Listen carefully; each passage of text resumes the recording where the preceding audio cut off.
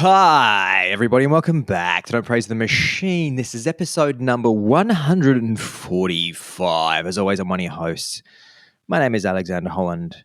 I'm sat in a frosty Berlin, Germany, coming to you at minus 4 degrees Celsius. That's right, ladies and gentlemen, it's cold outside, but it's not cold outside, I hope, for my digital pod partner who sat across for me through the power of the internet in Melbourne, Australia. Would you please make welcome to the microphone? It's Mr. John Malone. No, you can. Sorry. Would you please welcome to the microphone? He's got to be the one cool.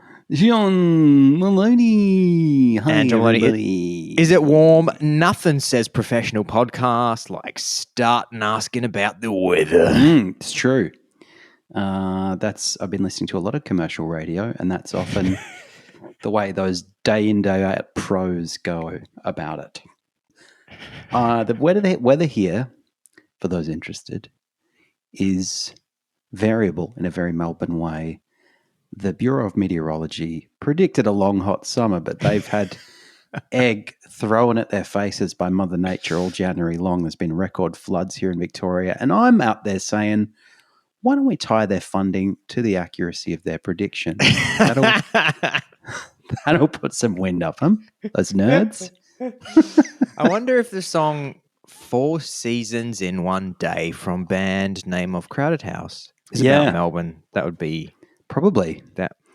4 Seasons in one day. Shout out. That makes me think of Don't Praise It, John, my friend and yours. And he and I used to work together in Adelaide. And one day we had schnitzels for lunch, and then we went back to the same pub after work, and there weren't that many food options around, so we just had schnitzels again. And that made us sing 2 schnitzels in one day, crumbs above and crumbs below. John, I want to take us back to a segment which I gave a name to, and that was What Have You Tubed? Oh, because yeah. I thought it was going to be. In a while. Yeah, but we have been talking about YouTube. I just haven't called it What Have You Tubed because the show is just naturally becoming more tubey. So you don't really even need to say. It's like having a podcast that's called The YouTube Podcast, and then going, I'll introduce the segment that goes, what have you been watching on YouTube? And the co-host goes, but that's the show. That's not a segment. That's the whole show. I've been tubing, John. You'll be so happy to hear. Abandoned McDonald's restaurant locations around the world. Oh, I love that for you, as they say. That's our favorite expression. I love that for us in our community. I love that for us. Yeah, it's there's something. I mean, we really need to do a deep dive on this. This is not the deep dive section of the podcast, but we do need to do a deep dive on nostalgia and liminal spaces. But there is just something about people that find abandoned locations. In this case, I've been looking up specifically abandoned McDonald's restaurants. Right. It's really captivating. I think in particular, the abandoned McDonald's restaurant marries childhood nostalgia with the rare look at a McDonald's that has been abandoned, because they're typically businesses that do not fail. How rare is it? I mean, I can count on less than one hand the amount of McDonald's that I remember opening and closing in Adelaide. Famously, the one on Rundle Mall, which was the best McDonald's. There used to be a McDonald's on Rundle Mall opposite the Maya Centre. It was the best. It had a downstairs and upstairs. I used to go in my law school uniform. They do not fail very often, McDonald's. So when they do, and they get abandoned, and YouTubers go in with GoPro cameras and look around at this kind of ghostly abandoned McDonald's. Well, that means that my entire Saturday is filled, and all my friends are texting me going, Al, we've booked a restaurant. There's all these attractive women here that we've met that want to meet you. Yeah. They've been asking about you. Come have a meal. And I have to say, I'm sorry, but I've just unless that restaurant's abandoned and it used to be a McDonald's, not interested. They've forgot about it, because I've discovered something else that's much better in life, and that's sitting in front of my computer screen on YouTube all day And so that's what I've been doing. Look, guys, if you haven't checked this out on YouTube yet, that's what we are recording to today. And can you see behind me, John? Look at this look at the color scheme that's coming into my life. That's gorgeous. Because it's winter light. Winter light. It's 8:20 a.m. here in Berlin, and there's a deep gold behind my head. It's the kind of deep gold that reminds me of the golden arches of abandoned Nice. McDonald's. Man, that was inspired. Oh man, I had that whole bit just crafted, waiting for the golden light to come in. I've got here on my notes, wait for golden. I had to time it. I had looked up what time is sunrise. Yeah, and I had wait for 8:20 a.m. Then say bit about if overcast abandon bit. Talk about other YouTube if overcast, talk about other YouTube obsession. If sunlight coming in, talk about abandoned McDonald's, marry to golden arches of McDonald's logo at precisely 8:20 a.m. And it came together. John, have you been tubing anything really? So what do they just before I get to that, because I have, of course, I can't stop. The abandoned McDonald's, are people going into them? Are they trying to like break in and show you the old counter and the kitchen and things? Well, there's the other thing that's so fascinating about an abandoned McDonald's is that typically if an abandoned McDonald's gets abandoned, they just knock it down. But in the US, there's a handful of locations they appear to have built McDonald's assuming that this particular area would be really popular forever. So, for example, there might be a big commercial complex, some big sort of retail complex, and they with a big shops like, I don't know, Walmart, whatever. Yeah. Perhaps they built it next to a freeway, and there was some assumption that this whole center would be thriving, and then there's some kind of economic event or something that shows that they got the whole thing wrong and nobody wants to go there. So the whole complex shuts down, and one of the buildings that's left there is a McDonald's, and they don't even go to the effort because nobody wants it. It just becomes a white elephant because developers don't even want the land. So you get this thing where, I mean, an abandoned McDonald's would never last, I don't think, in Australia. Would just get knocked down straight away. I've never seen an abandoned McDonald's for more than, I've just never seen one. So it's just incredible to see this particular business that you very rarely see just left to be consumed by the elements. Entropy. Yeah. But there's a great one. Just hamburglar junkies hanging out there.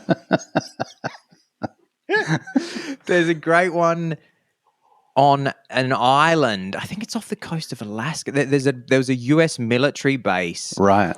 The reason that I actually started looking this up is because I got presented with a Instagram clip, and the Instagram clip said, have a look at this. It's an abandoned McDonald's that was closed in 1994. And there was clearly something unique about it because it was really well maintained. I mean, not maintained, but it was in really good condition. And I just thought, how on earth is there a McDonald's that was closed in 1994? Because the thing is, it's not like you build a McDonald's in some tiny town. You build them at a place that can turn over millions and millions of dollars a year. But there's one on a military base somewhere in the US. So they built one for this military base, and then the military base stops being used to the extent that they thought it was going to be. Right. And so you have this almost perfectly preserved and not vandalized McDonald's from 1994 that's just frozen in time. Wow. And it even has the drive-through. I'll send it to you. It's incredible. And they have the drive-through,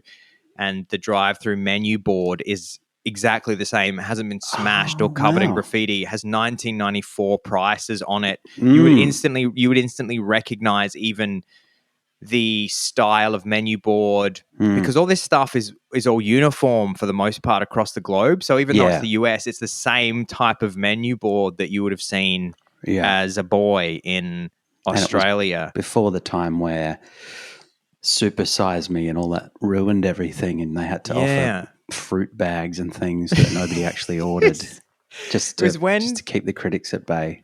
Yeah, it was when we didn't used to have to feel guilty about it. It was the pre-guilt era. Nobody needed calorie charts because we all knew, yeah, of course, there's fucking loads of calories in it. That's why it tastes so great. That's why it tastes so great. Man, boy, do we live in the guilt era. Man, I pick up my Poison rectangle and I open it to chat to a friend. And the first thing that comes out, I'll click Instagram or something and it will go, you should feel bad be worried about this. And I just get that every 2 seconds. Oh, true. I have a glass of water and it goes, my Poison rectangle goes, do you know what's bloody in that water? Stop drinking tap water. There's fucking microplastics in it. Tap water. Well, actually, it's funny you should say that. I listened to I've spoken about the All In podcast before, which I love. Right. Yesterday's episode, microplastics. Oh, great. Some new study about how apparently all the plastic bottles that we've been drinking out of forever contain an as before not really discovered amount of microplastics that we couldn't see. Yeah. Now they're all in there. I think Sitting I'm actually going to be. organs. They're all in. I can feel it. I've got a big plastic shard. It's just going to help. I think it's just going to give us longevity. It'll be like you get your own sort of stents. It'll form your own heart stent. And naturally, as your organs start to fail, they just get filled with plastic variants of those bits. Patched up and sealed and with plastics. Eventually, you end up like one of those bodies that used to be on that Human Body show that's just been plastinated. Or you end up like a crash test dummy. I'm only 20% flesh and 80% plastic now. I mean, the good thing about that is you're putting trash in your body whether you like it or not. So you may as well just have a double quarter pounder because at least it tastes good going down, not like tiny bits of plastic. And you've been tubing real hard? Ride the tubes? Yeah. And I'll come back to on the information superhighway. I've been surfs up out there on the information superhighway. Let me tell you, at my house, I got a call from the Australian Broadband Company saying, "Well done, you're our top user for the week."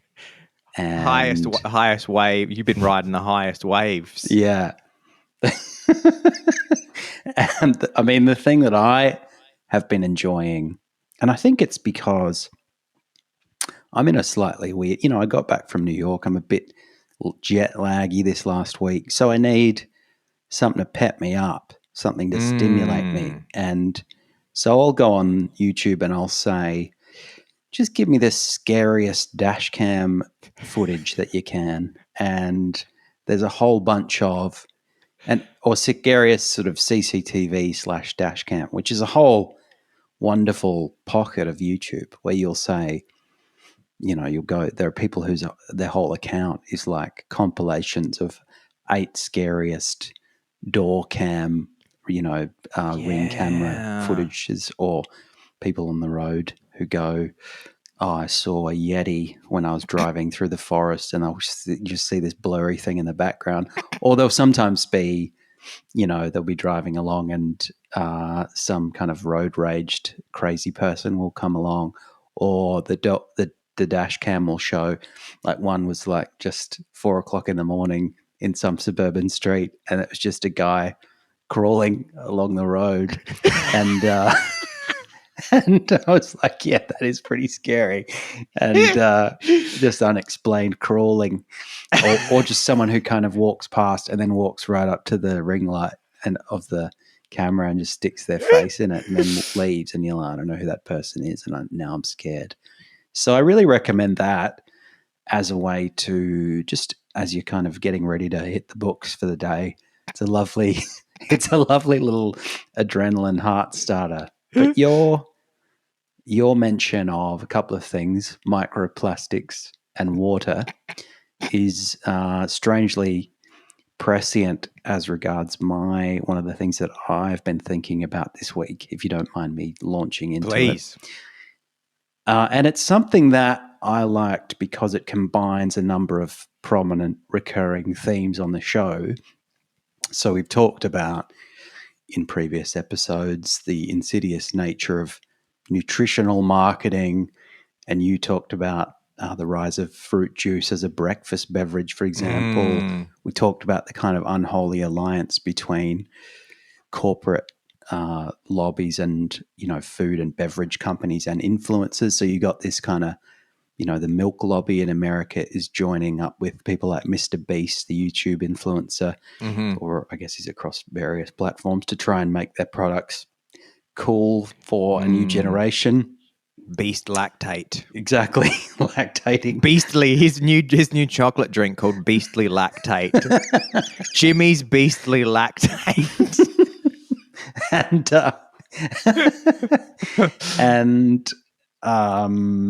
If you're watching or listening to us and you want to hear more about that, I looked it up, and episodes 107, Add to Blart, one of my favorite titles, and episode 105, The Cable Guy Delusion, are both episodes where you get into those themes.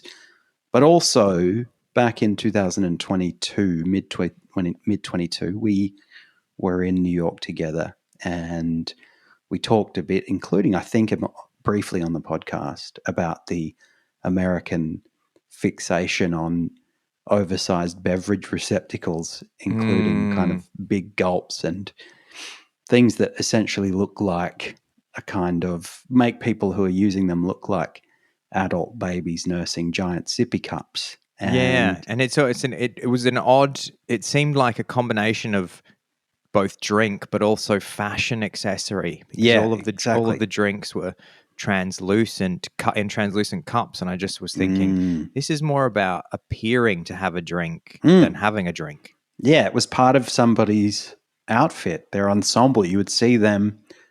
You'd literally see people, leaving their cool little walk up in a very well-chosen ensemble paired with an appropriately coloured giant sippy cup with inbuilt straw, because that was just part of their kind of ready to take on New York look.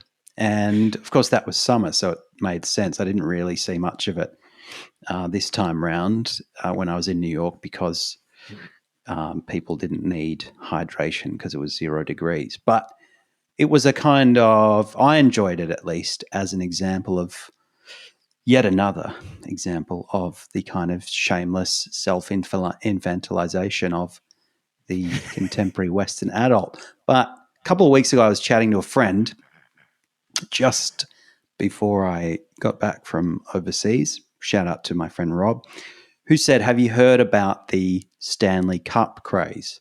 Because it seems like something that you would be into." And I said, "No, I thought the Stanley Cup was the ice hockey trophy." So I was like, have people suddenly got really into ice hockey? But and they may have. I'd love that to be true. But what he was referring to was a stainless steel vacuum insulated jug with a little inbuilt straw.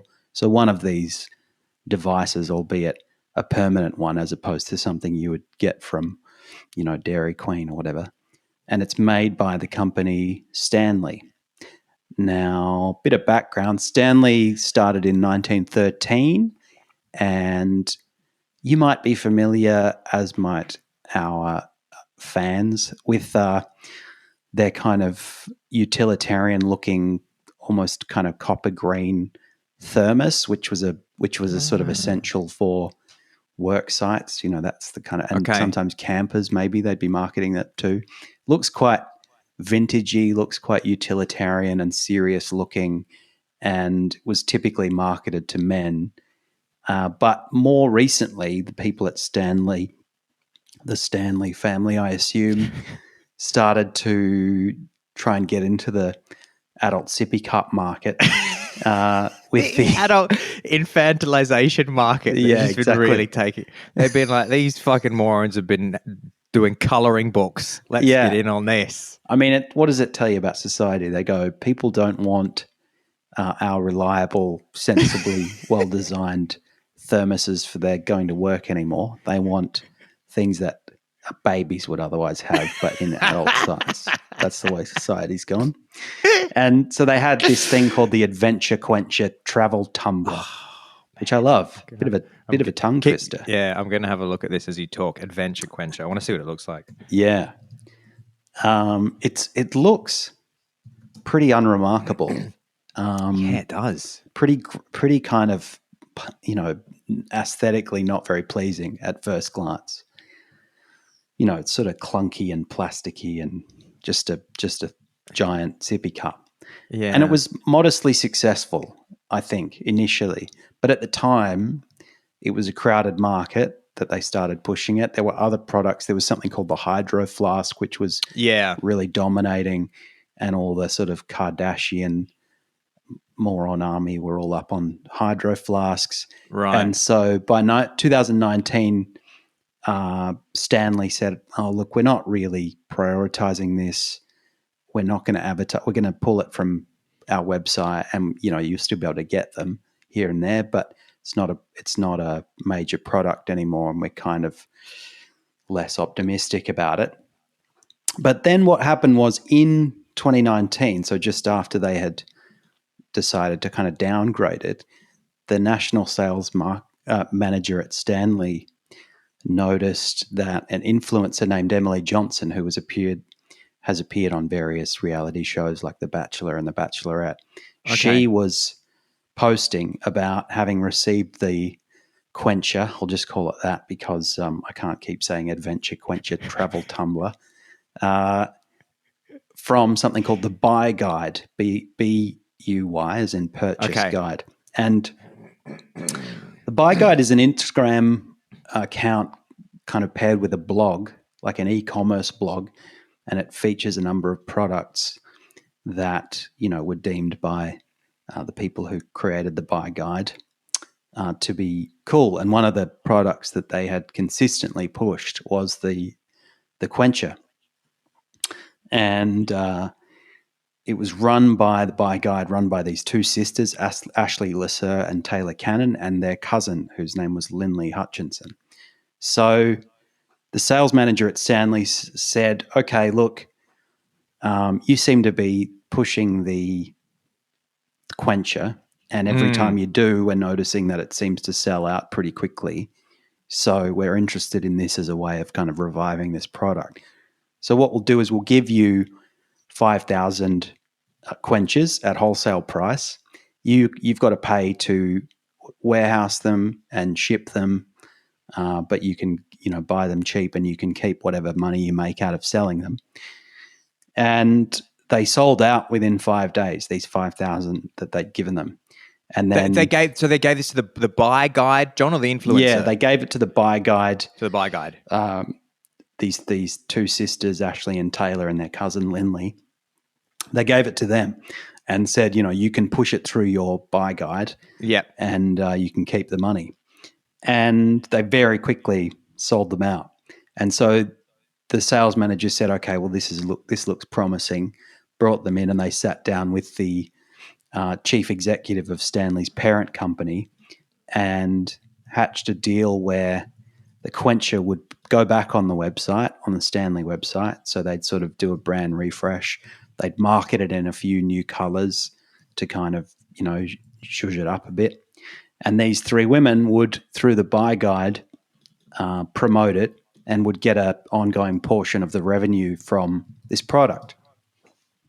And it's funny, I mean, there's apparently a variety of markets that this was pushed to through social media and through these Buy Guide figures. There are these kind of, I think they call it like hydration TikTok or hydrotalk or whatever, which is like people who love not just sippy cups, although that's the kind of end point, is they promote a lot of this stuff, but they love the kind of the image of being sort of hydrated, elite hydrated people who talk about the benefits of water. We drink water, unlike you guys. We consume liquids. Yeah, which, I mean, I'll come back to that in a minute, because the history of hydration and its association with kind of celebrity culture in the US is pretty interesting. But anyway, they put it through this. They reached this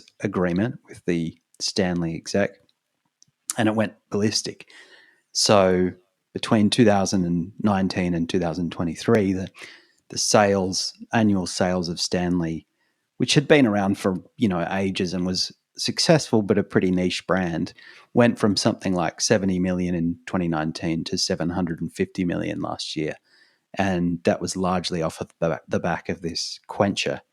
And they started to release it in kind of batches, and they'd sort of, to create this kind of scarcity, that's obviously key to making people salivate for these sorts of things. They'd release it in batches, and you could sign up for access to early releases and things like that. And they'd be collaborating with special limited edition versions with Starbucks and with this country singer who I hadn't heard of, but apparently is quite successful. And it really, so there's this hydro TikTok, but there's also this kind of apparently one of these sisters lives in Utah, and the kind of Utah homemaker social media scene is quite a powerful tastemaker. These like stylish small town women, Mormons, and they love just hydration and Jesus coming to America, and so you get this explosion, you get these familiar scenes of people crawling all over each other like animals at Target, where they do these sort of limited releases, and people staying out all night to try and get in. There are stories about people sleeping in their cars so they can get in when the store opens with these new sippy cups, and injuring themselves and getting like a whole, getting the whole set. So then they don't even fucking use them. Some of these people, like with Furbies and whatever, they just keep them. Beanie Babies. Yeah, they keep them in the package, even though it's like a plastic drink bottle. It's just madness. And as I mentioned, you had this. It's part of this lineage of sippy cups. That's kind of been an ongoing succession of crazes and fads. So you had the Hydro Flask. You had before that, I think, the Yeti and the Swell, and it goes right back to earlier products. Like famously, about 20 years ago, there were a lot of celebrities who were really into Fiji water, which is a brand of spring water, and they would, they'd show up at celebrity events and get papped with their bottles of Fiji water because it was this sort of, status symbol. Yeah. And I was reading about some commentaries which were saying, it's all part of this sort of marketing of hydration as a market or marker of kind of clean living and being sort of environmentally friendly, and being just a healthy, sort of well-rounded person. So, and it's also apparently a marketing ploy in the sense that, going back to things like Gatorade, there was money to be made, they realized, by telling people that they were constantly dehydrated and they just needed to drink heaps. So now people think, you need to have 8 glasses of water a day, which apparently is not true. And they overestimate how much water they actually need. And so these kind of people, they must just be pissing like racehorses all day, because they got these like 1.2 liter Stanley cups, and some of them were saying things like, I bring a few with me because I might have an outfit change after work, and then I need my cooler looking zhuzhed up cup. Or somebody might say, well, I use one for water and one for, somebody said, a fun beverage. I don't know what that would be. Coke maybe. And then there's this sort of parasitic market of Stanley Cup accessories, of course, people going, we need to have all the, you need to have like, bedazzled Stanley Cups and stickers and Christ knows what. So what I'm hoping is that in due course, obviously, we can partner with Stanley, maybe do a limited edition DPTM cup, or even just like a decal that you can stick on your Stanley Cup. I'd love that. And some of the people in the articles that I read trying to justify it in other terms, like practical terms, it's just kind of laughable. They're saying like, I like the fact that it can fit into my cup holder. And you go, you paid $50 for it. Like you just, and then they go, I got several so that I don't have to switch between if I want, juice or water or Coca-Cola or coffee. I don't have to switch, out the cup for a different cup. I can just use one of the already filled cups. And it's like, don't you have glasses in your cupboard? Like, this is not a problem that people have. I don't understand. I have a question for you, John, if you're ready to switch gears. Yeah. Okay, let's switch gears. When was the last time you played chess? Good question. I reckon it was about a year ago, and I played with Jacinta's nephew. Oh, okay. So you know the game. I know it. remember you playing chess against our friend Anjay years ago up at Cupgum Avenue in the hills of Adelaide. I remember that was my first real exposure, I think, to chess, was seeing you guys play up at Anjay's house. But are you aware of the explosion in online chess streaming and chess personalities over the last few years? No, I don't think I am. No, I'm aware of Magnus Carlsen or whatever his name is. Yeah, sure. Yeah. And the kind of strange world of people who are chess nuts accusing each other of cheating and putting vibrating buzzers up their asses and stuff, which I love.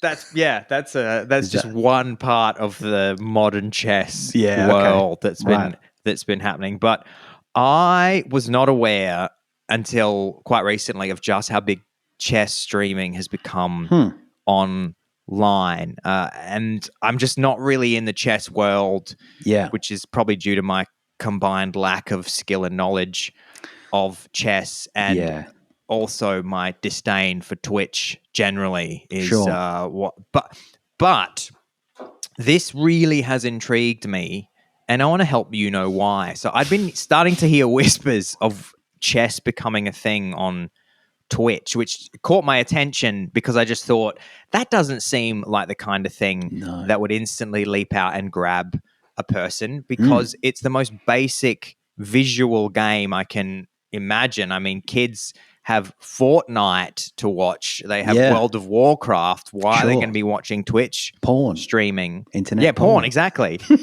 then I was at Christmas with my cousins this year, and they started chatting to each other about who their favorite Twitch chess streamers were. And I just said, is this really a thing? And they said, Unky Alfie, even though I'm their cousin.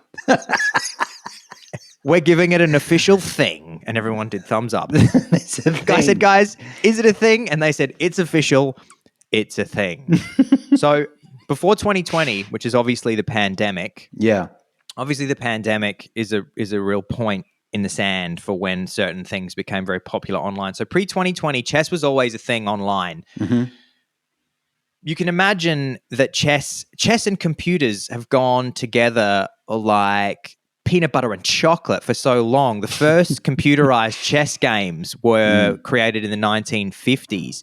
Right. And then you obviously have in 1997, I think a lot of people remember that IBM's Deep Blue beat chess grandmaster. I think it was Garry Kasparov, I think. Right. So computers and chess have been going together for as long as I can remember. And you've always been able to play online chess because the bandwidth was so tiny, because all you needed to do was shift one thing on a grid to another thing. It's not a lot of information that you have to share.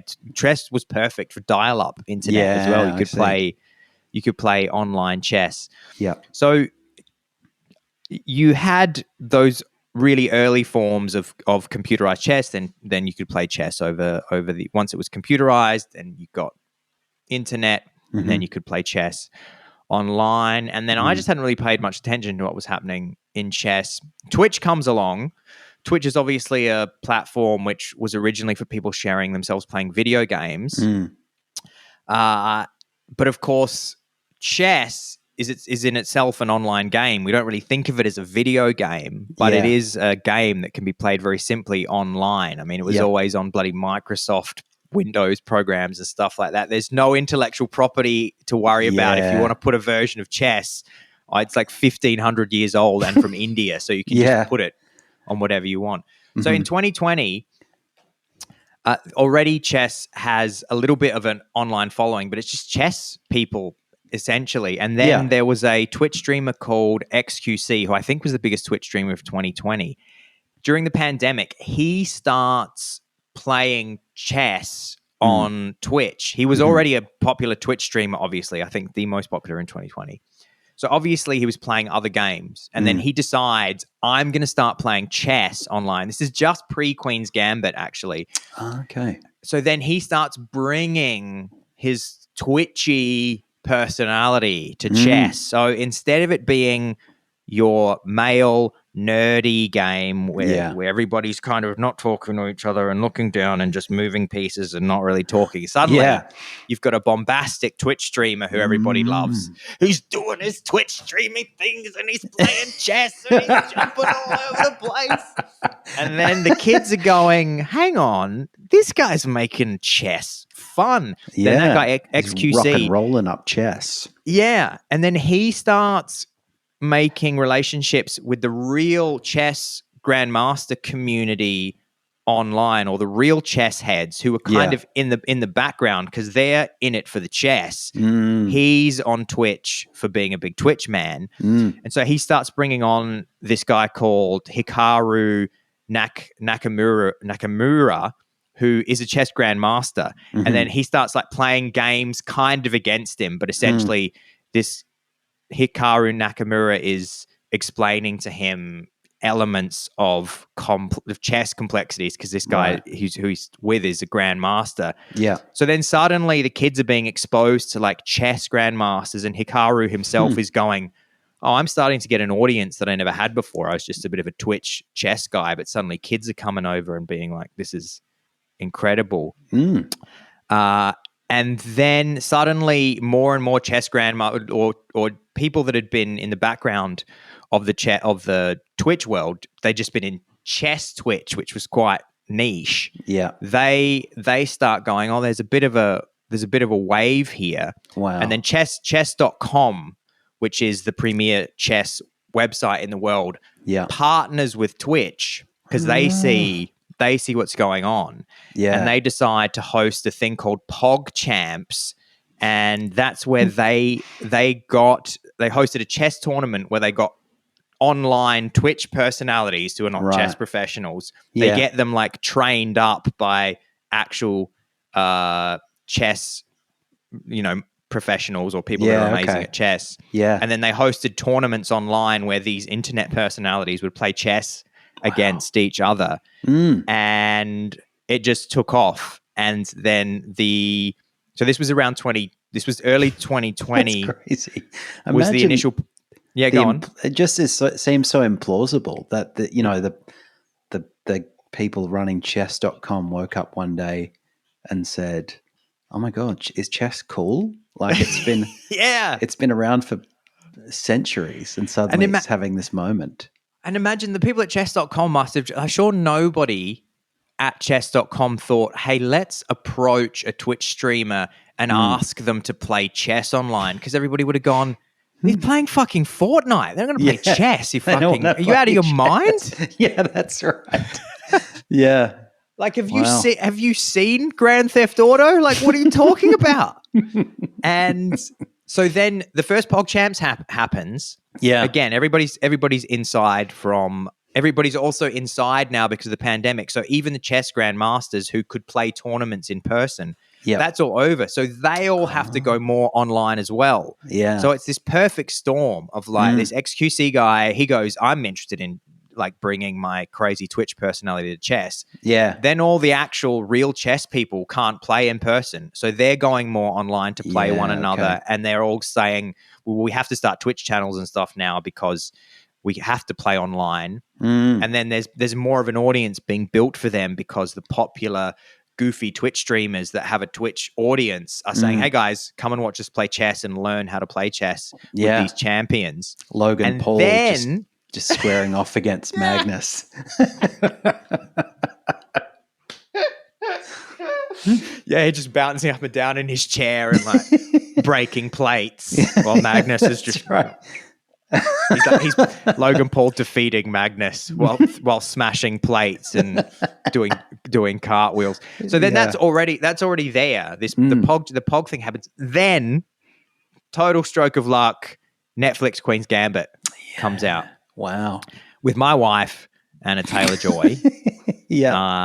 And so then everybody's just gone, there's all this attention, people that weren't even paying attention to what was happening on Twitch necessarily.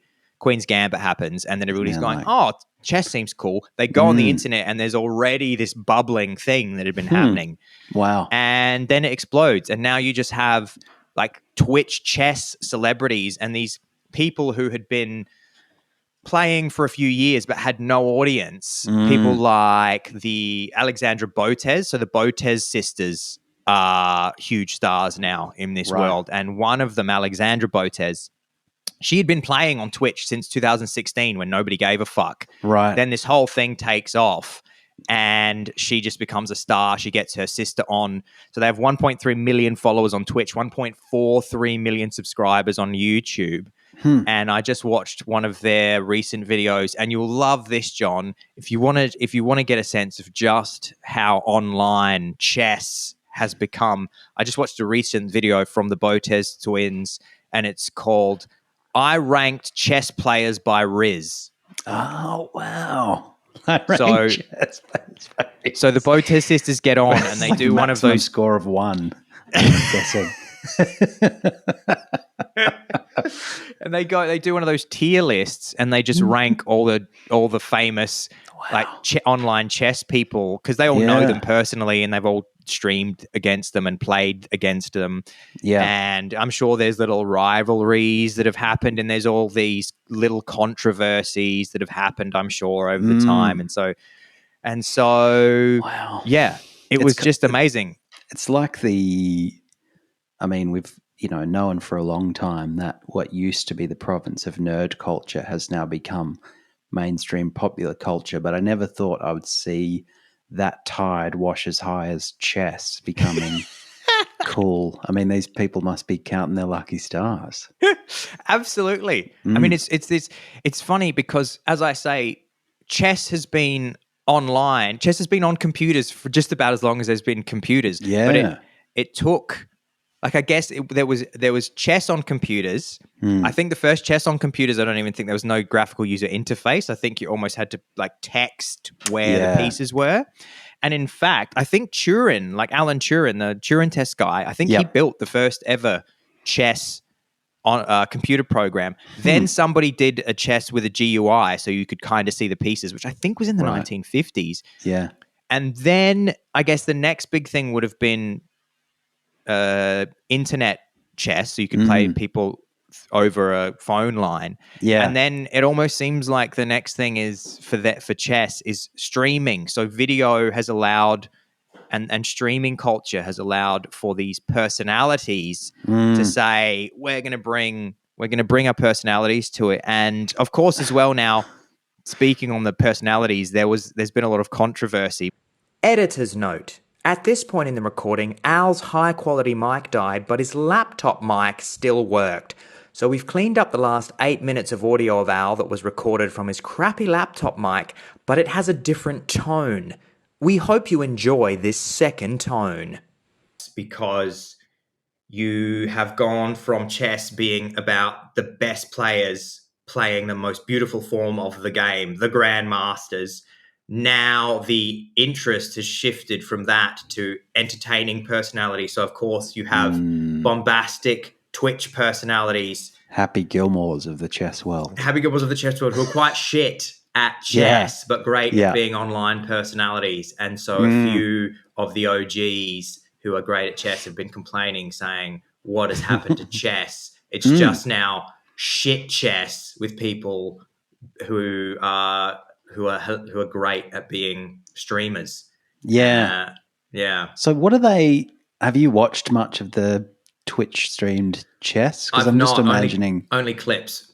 Yeah, I guess it makes sense because they did sort of start off playing interesting games that you might sort of imagine yourself in real life watching over somebody's shoulder and being mildly entertained. But then I noticed, and I'm not somebody who watches this world closely, but then you'd see clips of them playing like trucker simulators. Yeah. And I thought, well, there's just going to be hours where very little is happening here. So obviously it is about them creating this kind of interesting monologue and atmosphere that keeps people entertained while the backseat is taken by whatever's going on. So I guess that sort of vibe sets the foundation for chess, where it's like, yeah, you might find bits of what the actual game is interesting, but you sort of not watching it.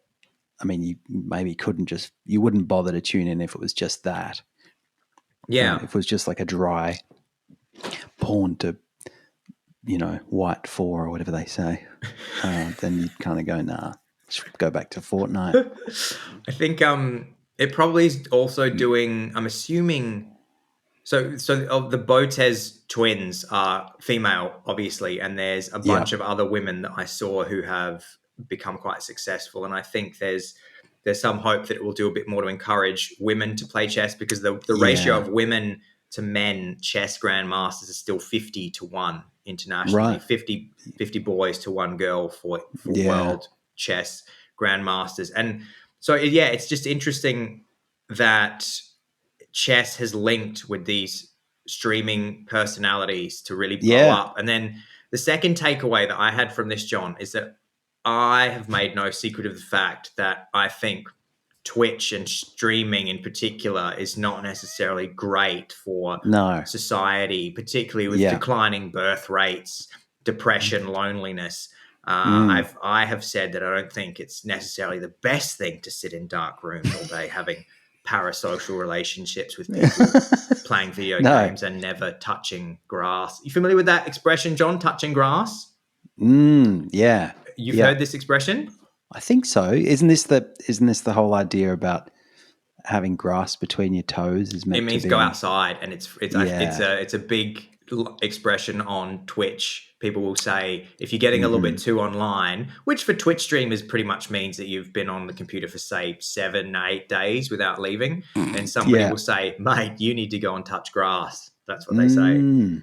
Yeah. So I am not a massive fan of us becoming more streamy for that very reason. I don't think it's great for our souls, but I am much more interested in online chess than I am Fortnite, World of Warcraft. Sure. These At least kinds of things. Good for people's brains in some way. It's not the same kind of hyper stimulation as as those other forms of streaming. And chess is literally a bunch of symbols on a screen. It's as basic as you could get. It's all strategy, which I think is much cooler to get into than GTA or truck soccer.